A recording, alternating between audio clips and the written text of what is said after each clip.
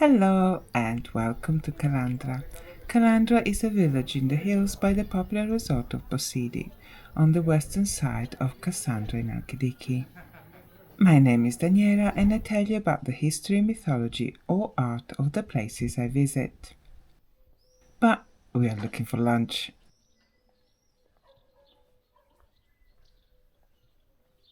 And we stopped in this taverna.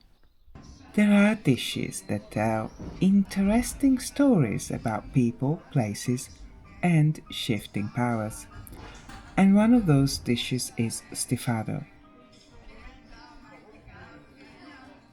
This Stifado is beef slow cooked in rich tomato sauce. And in Greece, there are as many variations on the basic recipe as there are cooks. Historically, the protein in Stifado was, well, whatever you've got, and sometimes was veal or beef, but sometimes it was rabbit or old donkey if things were tough. And by the coast it could have been octopus. But what was the original recipe? For that we need to move to a different country. Stifado comes from the Veneto region of Italy, the heartland of the Venetian Republic. Stifado comes from stufato. Stufato means cooked on a stove. Stove is stufa in Italian, but it also means fed up. Context is everything in languages, you have been warned.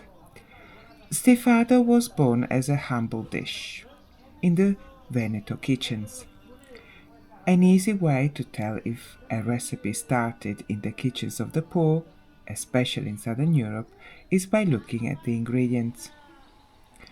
Onions and garlic grew in the kitchen gardens of most homes, but they also grew in the wild. In short, they were free food. Poor people used them to add flavor to a dish, but also to bulk up their meals. And Stifado has a lot of onions and garlic.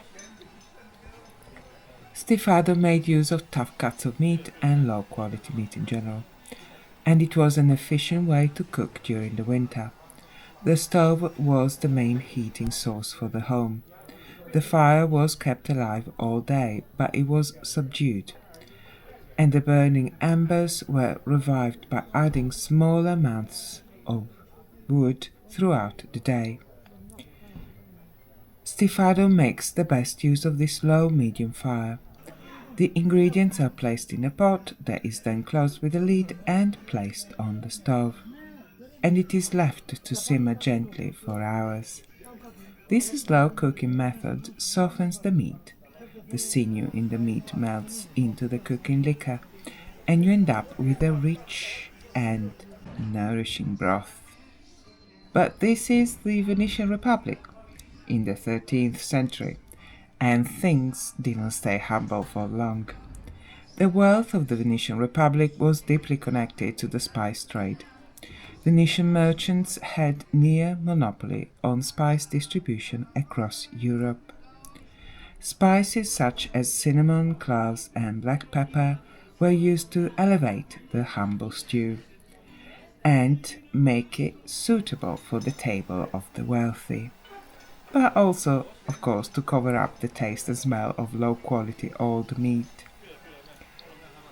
Greek coastal regions came into contact with the Venetians often because of trade, military incursion, conquest, and invasion.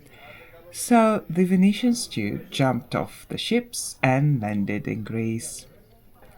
And the dish of meat in a whitish soup was adopted and adapted and became Stifado.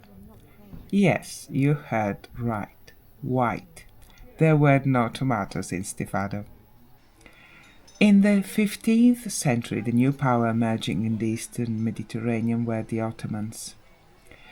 The Ottomans conquered the Halkidiki Peninsula in 1430, and the fall of Constantinople in 1453 put an official end to the Byzantine Empire, also known as the Eastern Roman Empire. And why am I telling you this?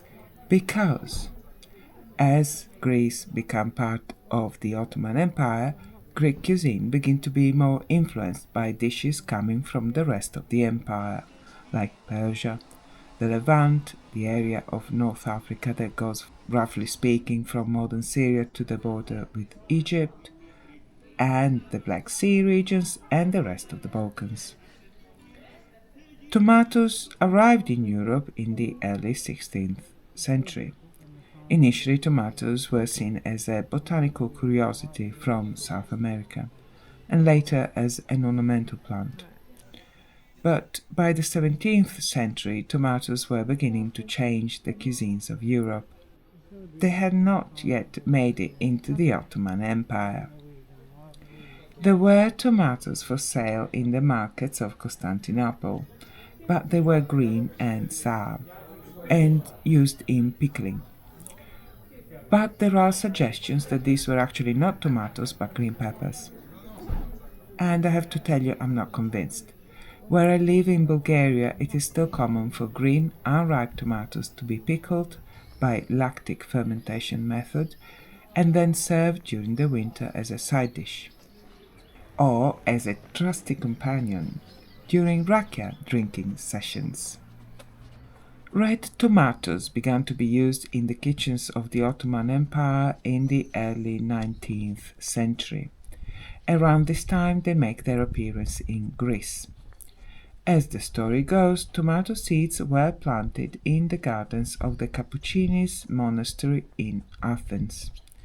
In another version, a French family grew them as decorative plants in their garden.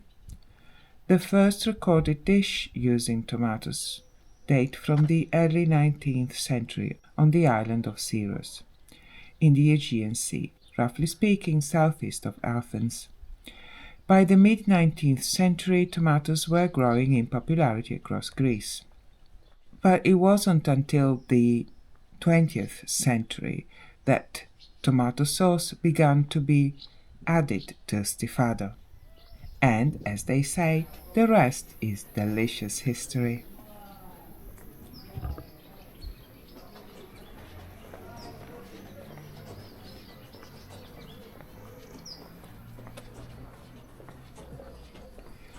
Stifado is served with potato or rice, or you can just have it with bread and use the bread to mop up the sauce. When I make it at home, I like it with polenta, and then I use the leftovers to sauce my pasta. Stifado is a winter dish, but if you cannot visit Greece during the winter, I would say that if there is Stifado on the menu, try it at least once. I mean, what is more delicious than slow-cooked meat in rich tomato sauce? In Kalandra, we had Stifado with rice. Let me know in the comments below if you'd like to know how rice went from being a luxury to a common item in most kitchen cupboards. Thank you for watching. In my videos I tell you about the history, mythology or art of the places I visit in Europe. If you like this take on travel, please subscribe. On this channel I publish videos in English, Italian and Bulgarian. Please see links at the end for my single language channels. Until next time, thank you for watching, have a lovely day, bye bye!